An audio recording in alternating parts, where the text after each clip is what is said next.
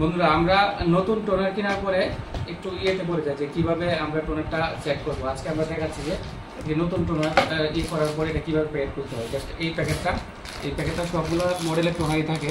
যে এখানে এই প্যাকেটটা ছিঁড়তে হয়, ছিঁড়ার পর যে এখানে এই সিকিউরিটি এই লকগুলা প্রথমে খুলতে হবে।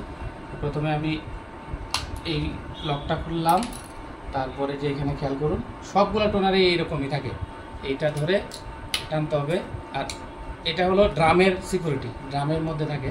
এটা একটা ফিতা বেরোবে, খুব সতর্কতার সঙ্গে আস্তে আস্তে টান দিতে হবে।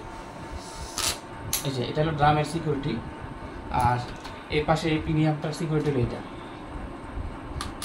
আর এখানে যেটা এটা আমরা খুলবো না, এটা হলো ওয়ারেন্টি ক্লেম করার জন্য। এটা খুললে আমাকে ওয়ারেন্টি দিবে না। এই তো আমার নতুন টোনারটা রেডি ব্যবহার করার জন্য। ধন্যবাদ।